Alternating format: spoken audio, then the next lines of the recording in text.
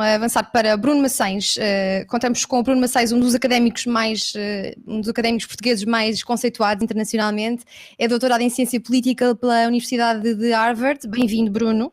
O Bruno foi secretário de Estado dos Assuntos Europeus de Portugal entre 2013 e 2015 e está sempre a escrever algum livro ou algum artigo. Por isso, Bruno, obrigada por arranjar disponibilidade para te juntares a nós. E atributo agora 5 minutos, mais um bocadinho de tolerância para uma primeira intervenção. Ok. Bom, é um grande prazer estar aqui. Obrigado ao Carlos pelo convite, mas tenho certeza que muitas outras pessoas estiveram envolvidas. E obrigado à Diana por participar também. Já me ri bastante com a citação do Pacheco Pereira no início.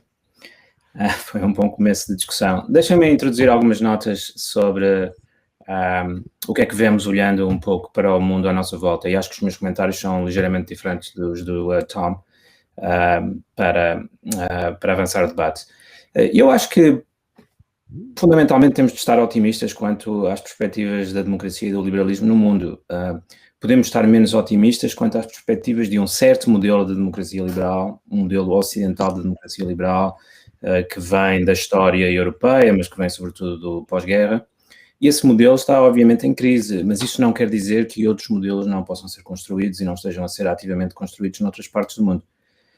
Eu continuo bastante pessimista quanto ao que vejo pela União Europeia e a pandemia reforça isso.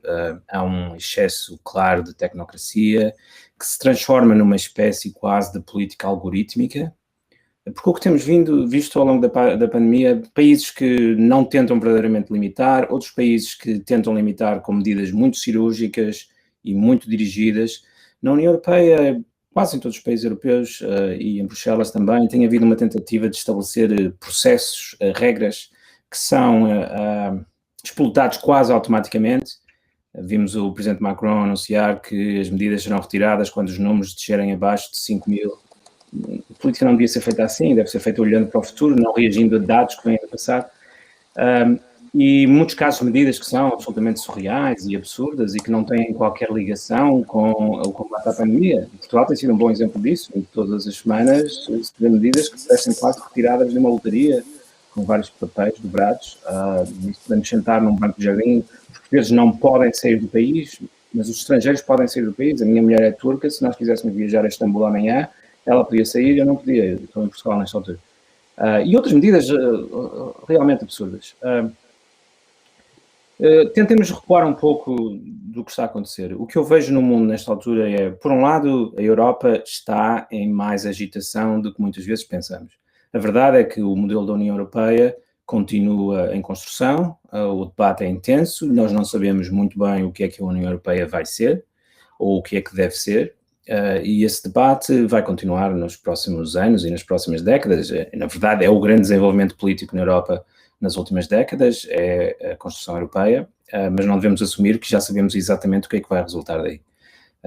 Por um lado, há respostas à crise da democracia que vêm da União Europeia, por outro lado, há problemas criados pela União Europeia. Eu fiquei também bastante desiludido com a questão das vacinas. Dizem-me da presidência portuguesa que o que sai para fora é pior, mas, na verdade, o que sai para fora é terrível, porque vimos uma comissão muito, muito incapaz de negociar bons contratos com as farmacêuticas. E por isso, na Europa, continuamos a assistir a um processo difícil, com avanços, com recuos, com reações de alguns Estados-membros, e o sentimento é de que a história está muito aberta. Não sabemos para onde é que vai a democracia liberal na Europa. O mesmo passa-se nos Estados Unidos, na minha opinião. Os Estados Unidos estão a passar por um momento de transformação profunda, que tem sobretudo a ver com o impacto da internet, com o impacto de uma cultura de informação, com o impacto de uma cultura, como eu descrevo no meu último livro, de fantasia, de imaginação. Como é que essa cultura é compatível com a democracia liberal? É uma questão que ainda resta saber, exatamente.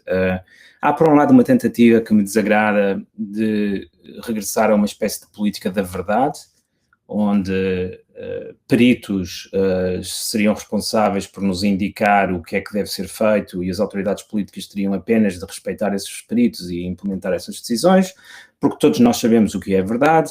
Há um autor que tem defendido isto repetidamente, Timothy Snyder. Nós sabemos o que é verdade. O problema é que há pessoas como Trump e os seus seguidores que não acreditam na verdade, mas se nós formos suficientemente convictos, podemos vencer essa batalha. Ora, esta não é a tradição da democracia liberal. Se lermos John Stuart Mill, percebemos que o que é importante não é estabelecer a verdade, o que é importante é estabelecer um procedimento que permita a todos os intervenientes ter uma voz na discussão sobre o que é verdade, e na verdade, se lermos John Stuart Mill com cuidado, percebemos que ele nunca se convence de que alguma vez vamos chegar a algum entendimento sobre a verdade. O procedimento é mais importante.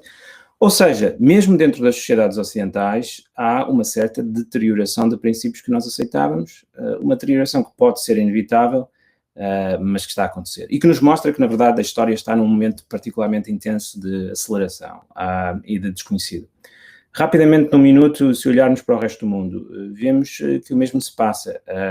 Mas a nota de otimismo da minha parte é esta.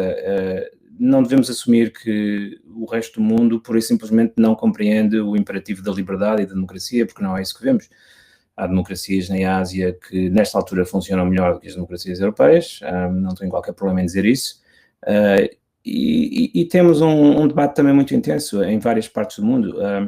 Não devemos pensar, por exemplo, que a questão da democracia e da liberdade é uma questão completamente ausente da política chinesa. Isso não é verdade. É discutido em termos muito diferentes, mas para dar apenas um exemplo, as autoridades chinesas estão especialmente preocupadas em saber como é que podem manter um crescimento tecnológico acelerado que a China tem tido e como é que podem promover a inovação e a criatividade. Ora, essa é um imperativo que obriga a trazer certas considerações para o debate chinesas que não são absolutamente estranhas à nossa cultura. Claro que a solução é diferente, mas não devemos entender que a luta pela liberdade só acontece na Europa e nos Estados Unidos. Na Índia temos um debate igualmente intenso, uma transformação profunda, na minha opinião, enquanto a Índia de Nehru tentava encaixar a cultura indiana milenar numa estrutura de democracia liberal ocidental. O que Modi representa é a inversão deste esquema, e ele tenta encaixar democracia liberal num contexto da cultura milenar indiana. E esse é também um debate excitante e entusiasmante e que pode resultar a soluções interessantes. Em conclusão, numa ou duas frases, o que eu vejo hoje é um debate intenso sobre o significado do liberalismo, sobre o significado da liberdade, sobre o significado da democracia. Nós temos hoje um liberalismo que, na minha opinião, é um liberalismo verdadeiramente global e não já ocidental. O futuro do liberalismo não passa por impor um modelo ocidental ao resto do mundo. O futuro do liberalismo passa por saber como é que novos conceitos do liberalismo se vão desenvolver em outras partes do mundo. Mas isso parece-me fundamentalmente uma boa notícia. É um enriquecimento da tradição da democracia liberal e não um empobrecimento ou uma corrupção dessa tradição. Vou parar aqui porque acho que a ideia é termos um debate a seguir. Obrigado, Diana. Obrigada, Bruno, por esta primeira intervenção. Temos aqui o Miguel Noronha a dizer: é interessante ouvir o Bruno Maçã, sempre uma perspectiva out of the box. E neste momento já temos a Marina Costa Lobo de regresso. Marina, estás com som? Estás? Sim. Bem-vinda. Já me Marina ouvem é politóloga. Sim, ouvimos-te. A Marina é politóloga, quase dispensa apresentações, estamos todos habituados a ouvir e a ler a Marina. Bem-vinda. A Marina é doutorada em Ciência Política pela Universidade de Oxford e atualmente é a investigadora principal do Instituto de Ciências Sociais. Marina, estás entusiasmada com este painel, com este Mais Liberdade? Tens 5 minutos. É um gosto. Obrigada. Obrigada, é um gosto estar aqui convosco e queria agradecer ao Carlos Guimarães Pinto pelo convite que me dirigiu para estar aqui nesta inauguração, neste lançamento desta organização. E em relação à questão sobre quais é que são os inimigos à democracia liberal, não é? Que é o tema deste debate. Eu fui reler o Daniel Ziblatt e o Steve Levitsky, que escreveram um livro que se tornou muito popular. É um livro semi-académico chamado Como Morrem as Democracias, que eu recomendo vivamente e já foi traduzido para português. E nesse livro eles explicam que fazem um paralelo com os anos 20, sobre como é que nos anos 20 os autoritarismos, as democracias se tornaram autoritarismos na Europa, pela Europa fora. E que isso, como é que as democracias foram minadas por dentro. ele diz que é realmente muito difícil identificar os autoritários até antes que eles cheguem ao poder. E quando eles chegam ao poder já é muitas vezes demasiado tarde para impedir que eles acabem realmente com as democracias, por exemplo, como nós vemos que é o caso da Hungria atualmente. E então eles indicam 4 formas de nós reconhecermos autoritários e em potência, digamos assim. Se os partidos, e quais é que são esses indicadores? Uma rejeição, um fraco compromisso com as regras do jogo democrático. Rejeitar a Constituição, por exemplo. 2, rejeitar a legitimidade dos opositores políticos. Negar que os opositores políticos tenham o direito de fazer oposição.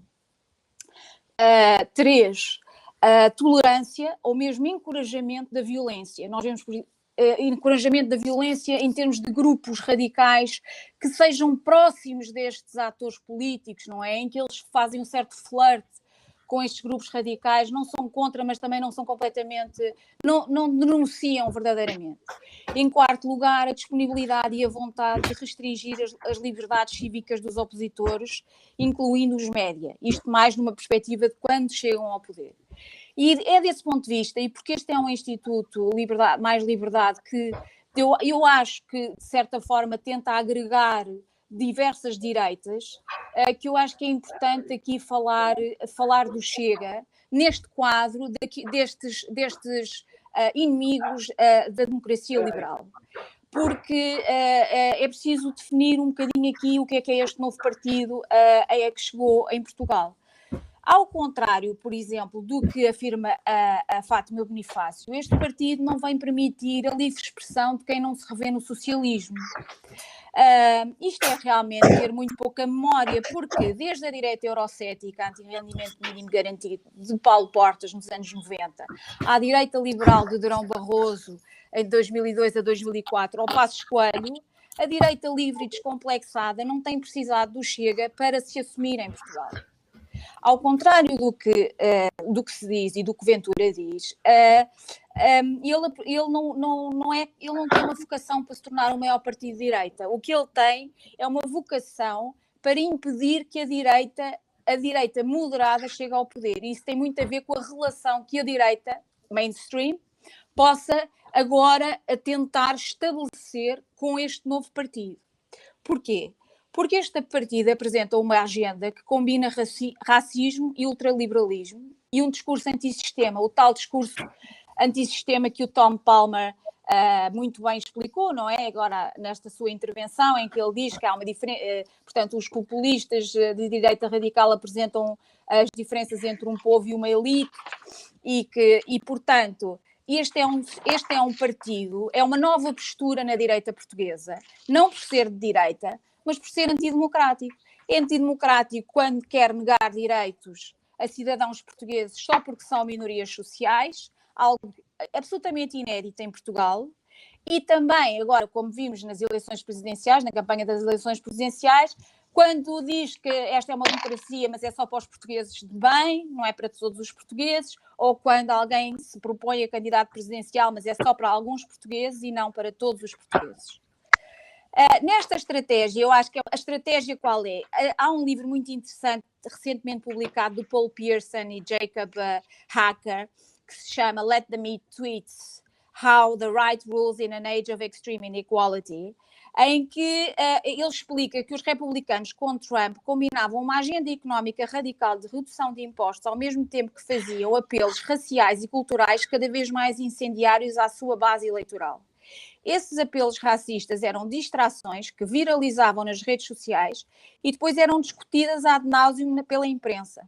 Enquanto a opinião pública se distraía com os tweets cada vez mais inflamados de Trump, no Congresso os republicanos iam implementando uma agenda de diminuição de direitos sociais e redução, sobretudo para os americanos com menos rendimentos e favorecendo aqueles com mais rendimentos. Lá está aquela agenda do Pacheco Pereira, que a liberdade não é apenas liberdade do ponto de vista de direitos políticos, mas também liberdade económica. Em relação a essa agenda, há aqui um perigo, porque de facto o Chega que tem vindo a subir, não só a subir nas sondagens, mas conseguiu um resultado de praticamente 12% nas eleições presidenciais, coloca aqui um grande desafio à direita e combina esse tal, pelo menos no programa de 2019, é ultraliberal, acabar com o Sistema Nacional de Saúde, acabar com o Sistema de Educação Pública. Eu calculo que eles vão fazer marcha atrás numa série de pontos, mas o programa último que eu vi era esse. Isto coloca desafios enormes ao mainstream de direita em Portugal, aliado à questão do racismo e antissistémico. Mesmo assim, se nós virmos, há um livro recente de Sven Hatter e Hans-Peter Kruse, em que ele chama-se European Party Politics in Times of Crisis, foi publicado em 2019, e nele eles explicam que as várias crises da zona euro tiveram impactos muito diferenciados em vários países. E no sul da Europa tiveram tendência a aumentar os partidos de esquerda radical e não de direita radical, porque o euroceticismo foi visto como, no sul da Europa, tem raízes económicas e é a esquerda que é mais capaz de empunhar esta bandeira do euroceticismo económico, mais do que esta direita radical. E, portanto, há mais espaço para este crescimento do que o da direita radical. Mas, mesmo assim, há posturas que são importantes, e a questão da geringonça de direita nos Açores foi um ponto pode ver-se como um erro estratégico de Rui Rio, e não tem comparação nem paralelo com a geringonça de esquerda. Porquê? Porque o cordão sanitário entre PS e PCP durou 40 anos e foi fundamental para criar confiança do eleitorado centrista nos socialistas. O líder do PSD, ao não excluir acordos com o Chega, parece que agora inverteu o caminho em relação às autarquias, e fez bem, porque se assustou com a forma como decorreu a campanha das presidenciais, mas inicialmente não rejeitava acordos a nível nacional. Parece-me totalmente precoce. E um tiro no pé, porque prejudica o PSD a nível nacional. Muitos centristas dificilmente votarão num PSD que poderá levar para a órbita do poder um partido como o Chega. Eu estou a terminar. O PSD precisa dos descontentes do PS para voltar ao governo. Gradualmente, com o prolongamento da crise económica devido à pandemia, é natural que os eleitores centristas que votaram no PS procurem uma alternativa aos governos de António Costa, mas hesitarão em optar pelo PSD se essa alternativa avalizar políticas racistas e ultraliberais no país. A alternância política é essencial para o bom funcionamento da democracia, mas para que tal aconteça, os partidos principais e centrais na democracia portuguesa não devem estar muito distantes um do outro para facilitar a transferência de votos dos eleitores centristas, que são maioritários. E fico por aqui para já. Obrigada.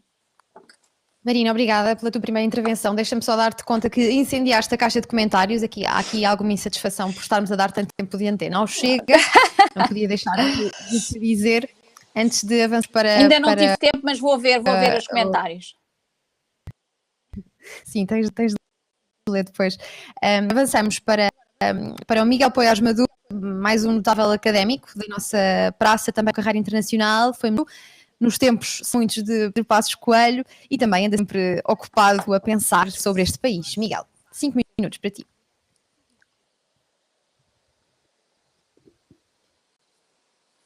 E tens de ligar, senão ninguém te ouve. Já me ouvem agora, não já? Já. Ok. Estava a agradecer-te a ti e a agradecer ao Carlos Guimarães Pinto pelo convite. Não sei se é possível ficar em mute quem está no fundo, porque eu vi um barulho de ruído. Portanto, quem não tiver entrevista, puderem colocar os microfones em silêncio. Eu não tenho uma visão tão otimista como aquela que tem o Bruno. Talvez também não tão pessimista como tem a Marina. Eu acho que nós temos sempre uma tendência, e é um erro que eu procuro evitar, de achar sempre que estamos piores que as gerações anteriores, quando todos os dados indicam que estamos melhores. Dito isto, acho que não podemos ignorar que há, neste momento atual, desafios para a democracia como durante muitos anos provavelmente não houve. Nas últimas décadas, penso que a visão mais ou menos consensual era aquela de um progresso da democracia, da generalização da democracia pelo mundo, até o famoso livro O Fim da História, do Fukuyama, que indicava basicamente que a democracia se ia estabelecer e dominar como regime político monopolista. Na realidade não é isso que temos vindo a assistir, mas sobretudo aquilo que eu acho que nos deve fazer pensar e refletir, e acho que é também para isso que serve este instituto que o Carlos Guimarães Pinto e outros promoveram, é que desafios é que nós temos quanto à qualidade da nossa própria democracia, e não quero falar nem apenas, nem exclusivamente, nem sobretudo sequer de Portugal, porque acho que esses desafios se colocam em geral à democracia. E nós podemos perceber a extensão desses desafios tendo em conta dois dados. O primeiro é que a avaliação que os cidadãos fazem da democracia continua a ser globalmente positiva, mas tem vindo a diminuir, ou seja, o apoio social, a legitimidade social dos regimes democráticos tem vindo a diminuir. E essa é uma inversão de tendência face ao passado e não deve deixar de nos chamar a atenção. Em segundo lugar, temos de atender também à circunstância de haver um número crescente de partidos e líderes populistas. Isto nem é só em Portugal, até sobretudo muito noutros países, que defendem aquilo que se designa de democracias iliberais. São partidos e líderes populistas que têm uma noção da democracia em que a democracia se confunde apenas e só, como eu costumo dizer, com contar cabeças, ou seja, com a tirania da maioria. É uma ideia de que a maioria pode tudo, é uma ideia de que a democracia, sendo legitimada na vontade da maioria, não pode estar sujeita a mecanismos de controle de poderes, como são os direitos fundamentais, como são sistemas judiciais independentes, e que, no fundo, também e ao mesmo tempo parte do pressuposto que essa vontade da maioria é clara, é unívoca, como dizia, aliás, o Bruno, é uma vontade da maioria em que não há dúvida quanto ao que ela significa. Porque quem proclama representar essa maioria, que são normalmente esses movimentos populistas, de esquerda e de direita, assumem que representam que aquilo que eles defendem é, por definição, a vontade dessa maioria. Ou seja, a vontade democrática não é produto do pluralismo político, é dada por assente e por estando representada nesse partido ou nesse líder populista, o que justifica de forma acrescida a inexistência de controles ao poder desses líderes. E por isso é que muitos destes populistas que defendem estes modelos de democracias iliberais acabam por resultar sempre em regimes não democráticos. Ora, estas duas manifestações, quer a diminuição do apoio popular pelo regime democrático, pelos regimes democráticos em si, e da confiança nos mesmos, quer o crescimento de partidos políticos e de líderes políticos que defendem uma noção de democracia que não é uma democracia liberal, mas é uma democracia desprovida dos seus instrumentos liberais, que são os direitos fundamentais, checks and balances, formas de controle e de responsabilização do poder. Esses dois elementos demonstram uma clara risco para a democracia e que, do meu ponto de vista, pode ser relacionado com dois outros fatores. O primeiro é uma perda daquilo que nós... A democracia, no fundo, legitima-se, quer por via procedural, ou seja, procedural, por ser o sistema que mais representação e mais voz dá a todos, quer por via dos próprios resultados, porque tradicionalmente era estabelecida uma correlação entre regimes democráticos e mais desenvolvimento, e mais mobilidade social, e mais crescimento económico. Ora, por um lado, nós temos vindo a assistir ao crescimento, a forte crescimento económico e desenvolvimento em regimes autoritários. O caso mais comum é a China, que tirou milhões de pessoas da sua população da pobreza e que desenvolveu uma classe média, não sendo um regime democrático. Por outro lado, há uma percepção nas democracias ocidentais de crescente incapacidade dos seus sistemas políticos responderem aos anseios das pessoas. A crescente estagnação económica, a diminuição da mobilidade social, com formas extremas de desigualdade, e é muito importante nós sermos cuidadosos aqui, porque há elementos, ao contrário do que se diz, em que a desigualdade tem diminuído no mundo, claramente, mas há aspectos em que a desigualdade se tem vindo a aumentar, sobretudo face a uma pequena elite de 1%, que tem muito a ver com a natureza da nova economia, que promove uma muito maior concentração da riqueza do que a economia tradicional, porque a riqueza está muito concentrada, por exemplo, na propriedade intelectual. E, portanto, mas esses vários fatores, algumas formas de igualdade, menor mobilidade social, estagnação económica, no fundo, retiraram esse elemento de legitimação pelos resultados da democracia, na medida em que a correlação entre regimes democráticos e desenvolvimento é hoje menor, menos clara do que era no passado. Em segundo lugar, e segundo fator importante, temos assistido a uma polarização e radicalização da política, que leva a que a política, por sua vez, se encontre cada vez mais bloqueada, na medida em que ela é frequentemente capturada pelos extremos, e esses extremos veem o outro lado político não como um opositor com o qual temos de reconciliar as nossas preferências políticas, mas sim como um inimigo que temos de vencer. Ou seja, um debate político dominado por um contexto de polarização e radicalização é um debate político em que a democracia deixa de servir para reconciliar preferências políticas diferentes num contexto de pluralismo político, mas em que a democracia passa a ser uma zona de combate em que quem ganha tudo sobre os outros e em que os resultados do sistema político são resultados de soma zero e resultados que levam à tal tirania da maioria. Ora, há um círculo vicioso que se autoalimenta entre estes diferentes fatores que eu disse.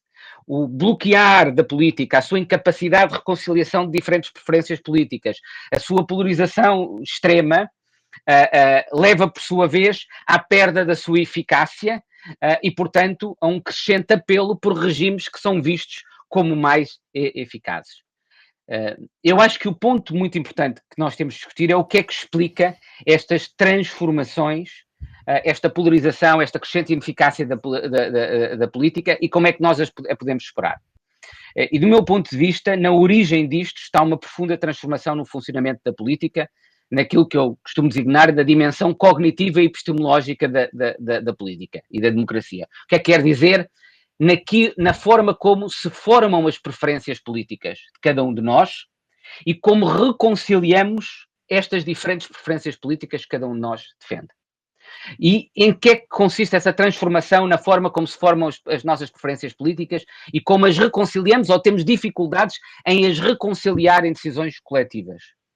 Por um lado, numa assimetria do espaço político, crescentemente, nós continuamos a fazer o nosso debate político, sobretudo no nível nacional, é aí sobretudo que ele ocorre, mas por outro lado há um crescente número de decisões que nos afetam dentro do nosso espaço nacional, que tem lugar fora desse espaço nacional.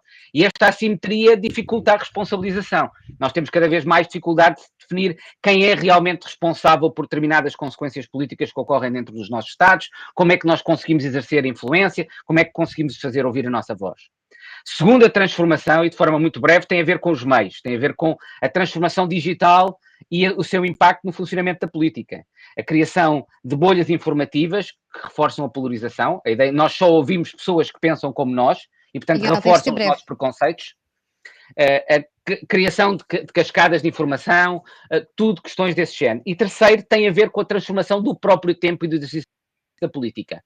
Para concluir, o que é que esta transformação da política se traduz? Traduz, por um lado, uma perda da confiança nos editores tradicionais da democracia, nos partidos tradicionais, nos mídias tradicionais. E, por outro lado, numa democracia muito mais emocional e menos racional. Ora, é isso que nós conseguimos reconstruir neste novo contexto. E exige trabalhar a dois níveis. Por um lado, reconstruir formas de edição democrática, ou seja, formas que permitam uma formação mais racional das nossas preferências políticas e uma forma de as reconciliar deliberativamente em decisões coletivas. E, em segundo lugar, reconstruir confiança naqueles que possam ser os novos editores da democracia neste espaço político novo em que funcionamos.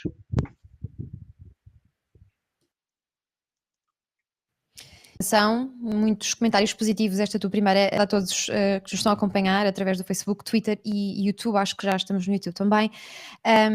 E Bruno, desculpa lá voltar aqui ao Pacheco Pereira, mas ele adjetivava no público, aliás, ele no público dizia que a democracia não se adjetiva. Ou há democracia ou não há democracia. E nós cada vez mais ouvimos falar da democracia liberal e da democracia iliberal, hoje mesmo já ouvimos várias vezes este termo, e eu pergunto-te se uma democracia iliberal ainda é democrática.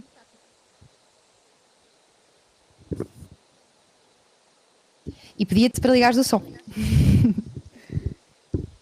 Há discussões interessantes sobre isso. É possível dizer que não, porque uma democracia sem liberalismo não garante às pessoas a liberdade suficiente para elas desenvolverem e expressarem a sua verdadeira opinião.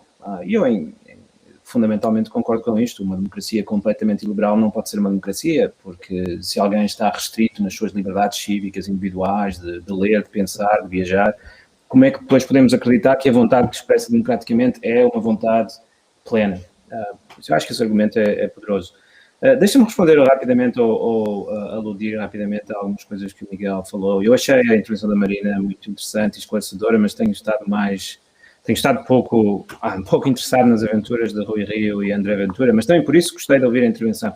Deixa-me falar um pouco sobre a questão da eficiência e da eficácia que o Miguel desenvolveu, que eu acho que é muito importante, talvez um dos pontos de vulnerabilidade das democracias liberais. É muito comum agora ouvir a ideia de que as democracias liberais não garantem resultados e não são eficientes, não são eficazes, em particular em comparação com a China.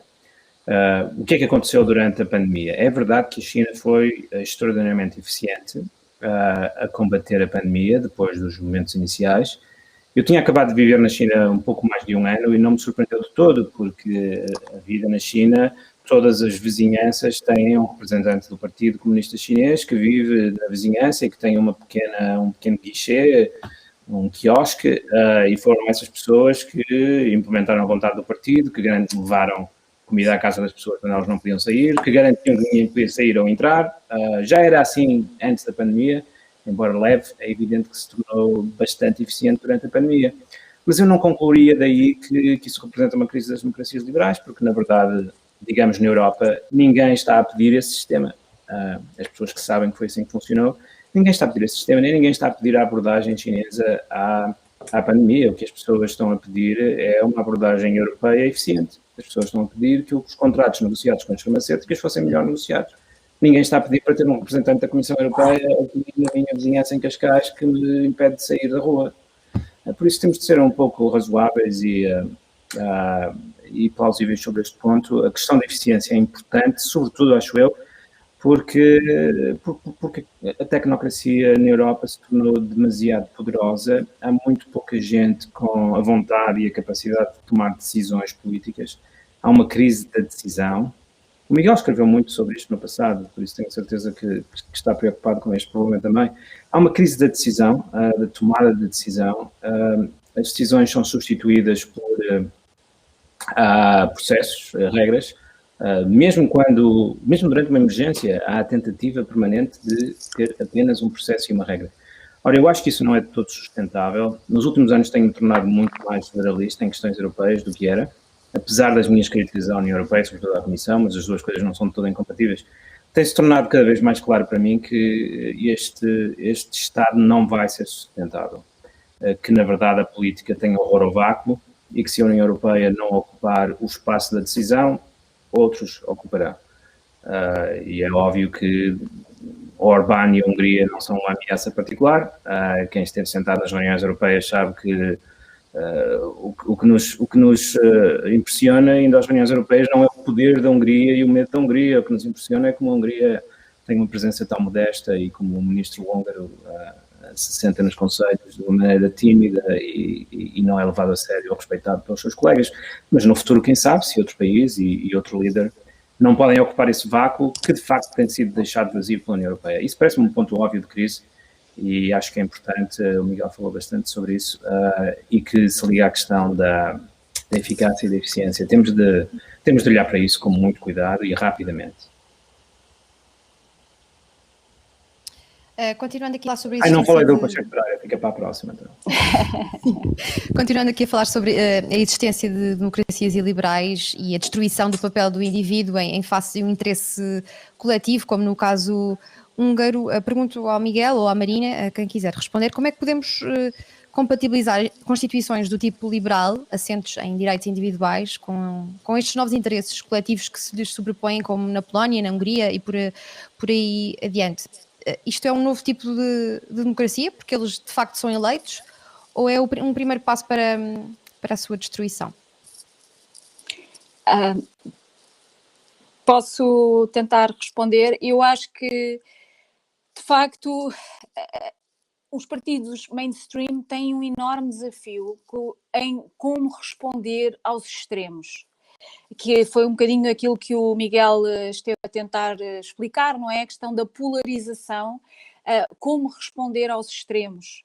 Eu acho que, curiosamente, paradoxalmente talvez, esta pandemia oferece aqui, nas democracias liberais europeias, onde ainda não estão os populistas no poder, oferece, paradoxalmente, uma oportunidade aos partidos mainstream. Porquê?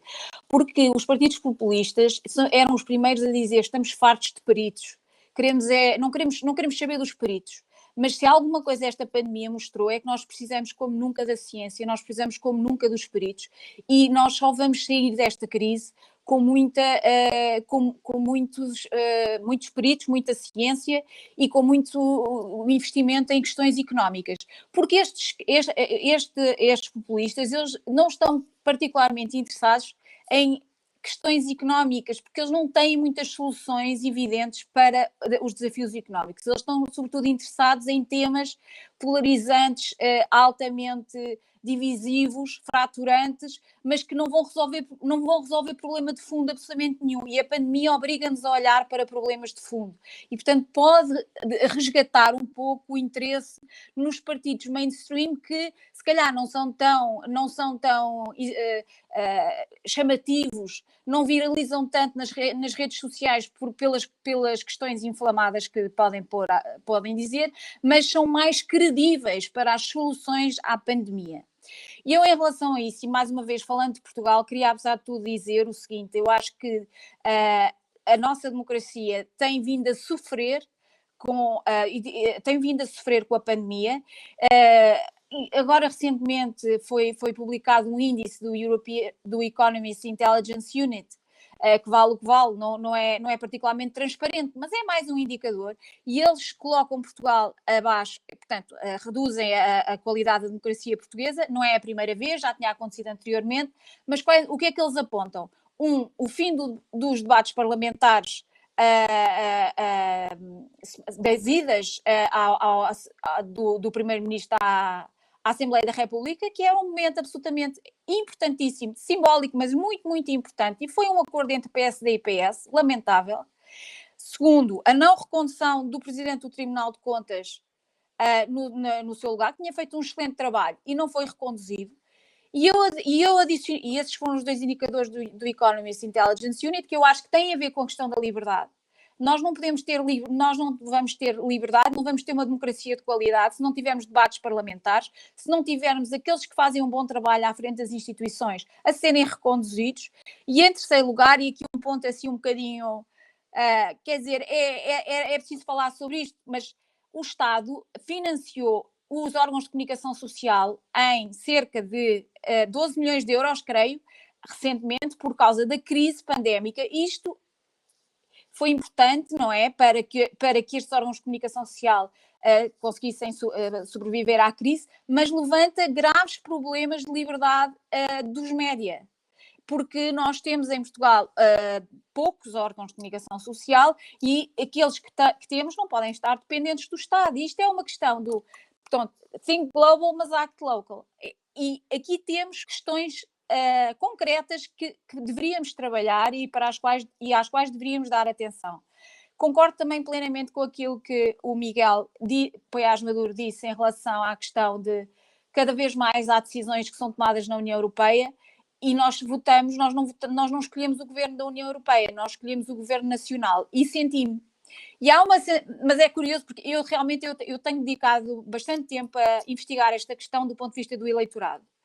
E, na verdade, as pessoas acabam por responsabilizar sempre o Governo Nacional, mesmo quando os temas são claramente europeus ou até globais.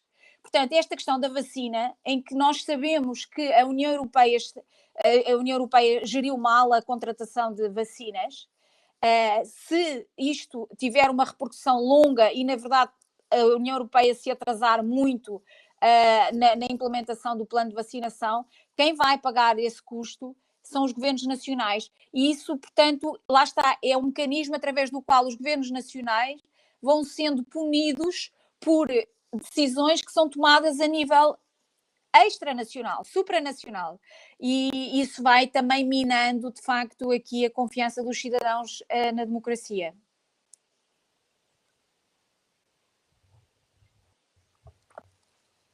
Vi que estiveste a tirar notas enquanto a Marina falou. Queres responder esta pergunta antes de passar a ligarmos ao modelo chinês? Acho que faz sentido também. Eu já agora faço uma reação que era a dois pontos que falaram, que era a Marina, quer o Bruno. O primeiro relativamente à União Europeia e ao desafio que a União Europeia enfrenta neste momento. Eu acho que a União Europeia viu-se, sobretudo na resposta em matéria de vacinas, prisioneira da sua própria forma de legitimidade tradicional. Ou seja, não é uma posição fácil na União Europeia, em que eu já tive a oportunidade de dizer antes, quando falei no início, que no fundo a democracia, nós podemos ver a democracia sempre a ser legitimada, quer por forma procedimental, enquanto instrumento ideal de participação, quer por forma de resultados também. E há uma relação entre as duas. Na medida em que uma democracia represente melhor e o mais alargado amplo de interesses, tenderá a produzir resultados melhores para a sociedade. Ora, na União Europeia, o problema e a tensão que nós estamos a ver, por exemplo, nesta resposta à crise pandémica e no contexto das vacinas, é que, por um lado, a legitimidade procedimental da União Europeia torna o processo de decisão da União Europeia muito complexo, difícil, muito avesso ao risco. Com o envolvimento de várias administrações ou de vários governos nacionais, de várias democracias nacionais, e, portanto, mais demorado, o que, por outro lado, dificulta a segunda dimensão de legitimidade, ou seja, dificulta o tempo de resposta. É isso que nós estamos a ver em boa parte nas vacinas. É a cultura de decisão da União Europeia, pouco avesso ao risco, prudente, demorada, ponderada, que muitas vezes é útil, que no contexto da resposta e da aceleração do processo de vacinação está a produzir um resultado que pode ser contrário àquele que é importante para a legitimidade futura e o apoio futuro do processo de integração europeia. Eu não sei como resolver isto, mas isto preocupa-me, sem dúvida, porque acho que ainda por cima a comparação com aquilo que se passou, por exemplo, no Reino Unido pode ser bastante fatal e prejudicial para a legitimidade da União Europeia nos diferentes Estados-membros, mas acho que ao fazermos esse juízo temos de ter consciência de que isso é produto da própria forma como nós pretendemos que a União funcione. Ou seja, o facto dela depender a sua legitimidade da participação de tantos Estados-membros torna o seu processo de decisão mais complexo, mais difícil, mais demorado, evita erros, mas também dificulta uma resposta mais rápida que por vezes é necessária. O segundo aspecto que a Marina estava a falar relativamente à questão da democracia em Portugal. Eu acho que aquilo que o economista denota é, no fundo, um agravamento de condições clássicas que nós temos em Portugal. Nós temos uma cultura em Portugal, que eu diria não liberal, que é muito negativa para o funcionamento da nossa democracia. Eu não digo que nós não sejamos uma democracia, não quero dizer isso. Mas nós temos uma democracia, do meu ponto de vista, genuinamente com falhas. E com falhas porquê? Porque nós não valorizamos os processos de escrutínio independentes, nós não valorizamos formas de separação de poderes, nós permitimos facilmente a captura da administração pública e do Estado pelos partidos. E quando nós temos um peso grande do Estado na sociedade e na economia, e depois os partidos capturam esse Estado, o que é que acontece? Isso só por si cerceia a liberdade de expressão, porque qualquer pessoa sabe que a relação com o Estado não é uma relação com um Estado entidade neutral e independente, é uma relação com um Estado capturado por um partido político. Isso é extraordinariamente negativo. E esse é um problema de fundo que nós temos em Portugal e que nós só vamos mudar se mudarmos essa cultura política. Uma cultura que torna a administração pública mais autónoma, mais independente dos partidos, insulada dos partidos, que reforça as entidades independentes e o escrutínio que elas colocam ao sistema político. Esses são passos fundamentais que nós temos de dar. Se não dermos isso, a qualidade da nossa democracia vai continuar frágil. Bruno Maçães, queres acrescentar alguma coisa às ideias do Miguel e talvez, como eu estava a dizer há pouco, se pudesse acrescentar alguma coisa em relação ao modelo chinês? Falávamos da destruição do papel do indivíduo em face do interesse coletivo e dos dias nos chegam relatos da China verdadeiramente arrepiantes.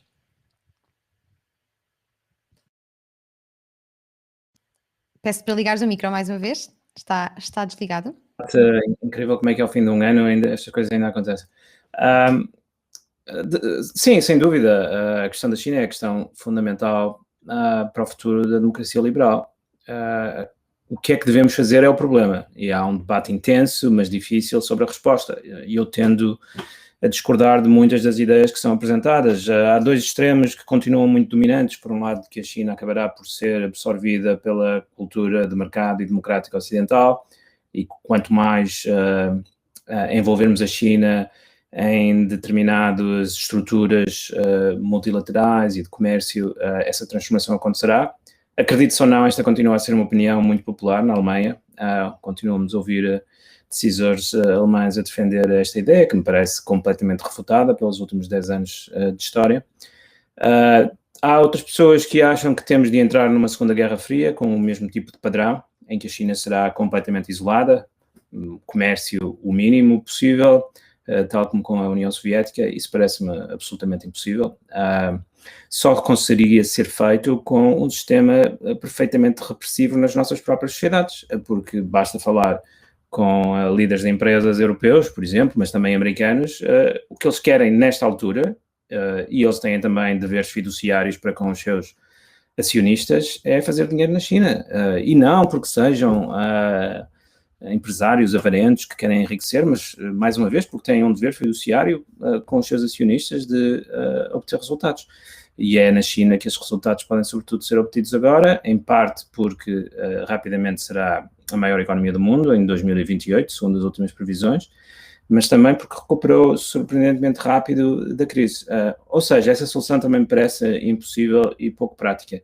Nós vamos ter uma solução para a qual talvez não estejamos devidamente preparados, incluindo ao nível das instituições, de lidar com uma China com a qual estamos envolvidos, com a qual fazemos comércio, mas de um modo competitivo, onde a preocupação principal deve ser aumentar a nossa influência, a nossa leverage sobre a China, para garantir que nunca nos encontramos numa posição de debilidade ou de dependência. Porque se há uma coisa que é absolutamente certa sobre a China, que continua misteriosa para estrangeiros, sem qualquer dúvida, se há uma coisa que é absolutamente certa é que as autoridades chinesas aproveitam qualquer ponto de debilidade ou de vulnerabilidade ou de dependência que outros países podem ter. É isso que têm feito ao longo dos últimos anos consistentemente, e é isso que teorizam.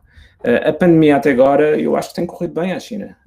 Tem corrido bem porque o regime mostrou capacidade de resposta, a recuperação foi rápida, e se olharmos para os números do comércio internacional, eles são bastante impressionantes.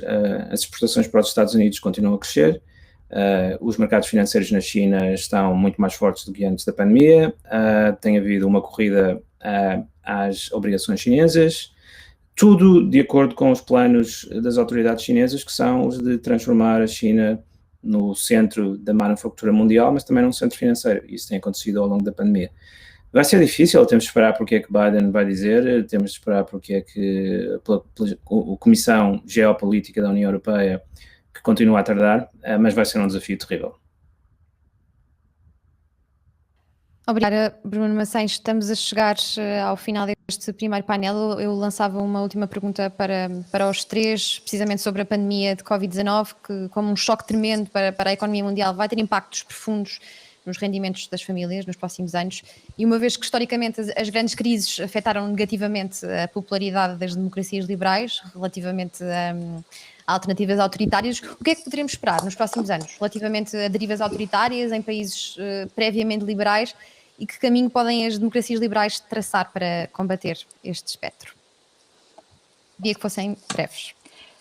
Eu posso falar brevemente para dizer o seguinte: apesar de tudo, realçar que a União Europeia respondeu de uma forma completamente diferente a esta crise em relação à crise da zona euro. E eu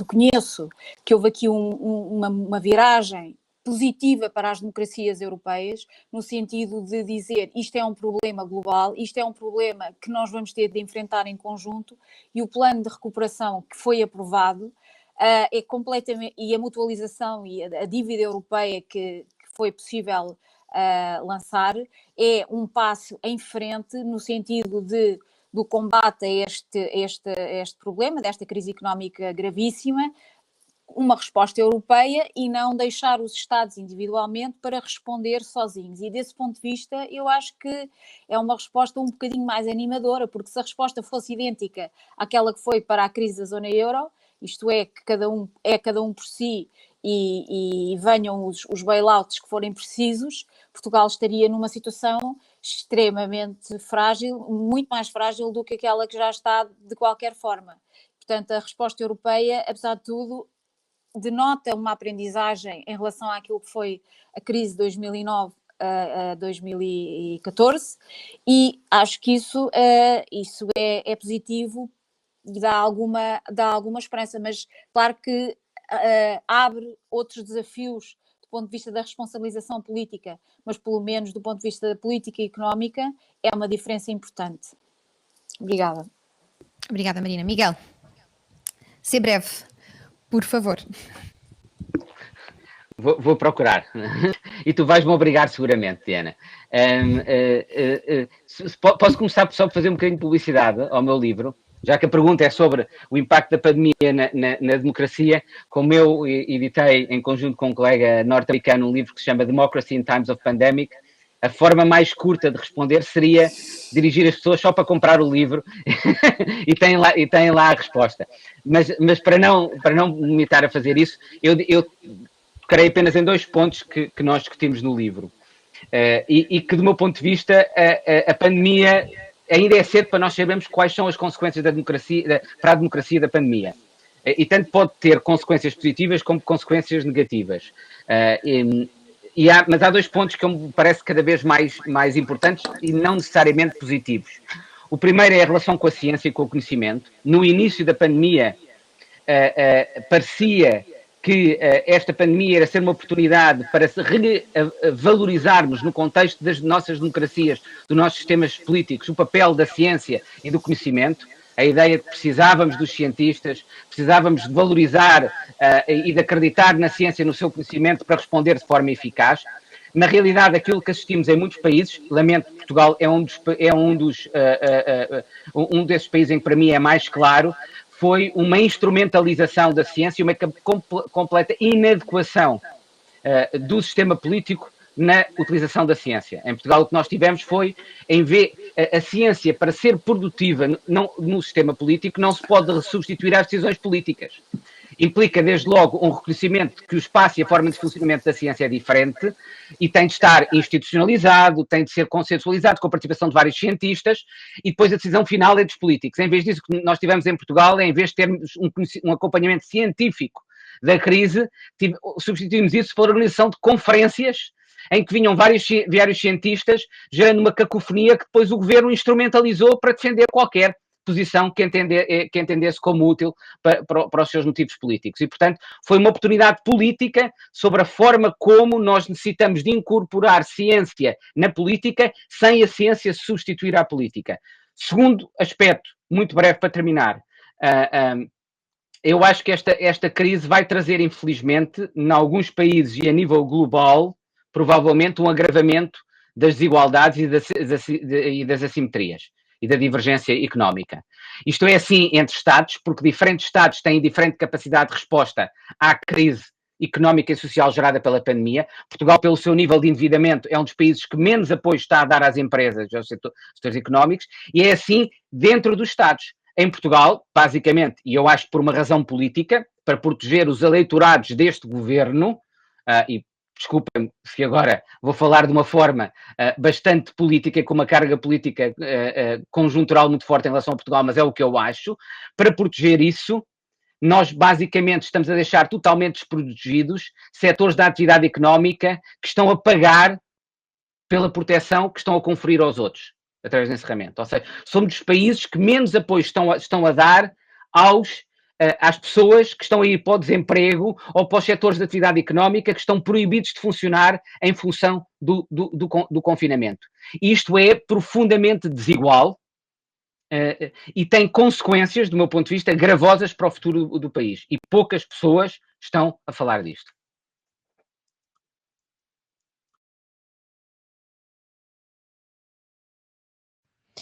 Obrigada, Miguel, pela tua... Está online, eu pergunto se tu vais doá-lo à biblioteca do Mais Liberdade. Podia ser interessante. Se a minha editora deixa um site... Não. Bruno Maçães, algum livro para promover? Segundo o Twitter, está a escrever livros até 2022, não é? Tenho um novo livro, mas só sai em setembro, sobre a pandemia e as consequências geopolíticas da pandemia, muito sobre a China, muito também sobre a crise ambiental. Não falamos da crise ambiental, mas eu acho que a crise ambiental vai ser uma repetição da pandemia numa escala maior. Só para terminar com uma mensagem. Aqui à última questão. Como? Não percebi, o som cortou. Não falamos da crise ambiental, mas julgo que vai ser um momento ainda mais delicado do que a pandemia. Perguntava, a última questão tinha que ver... Sim. Qual era a última questão, Diana?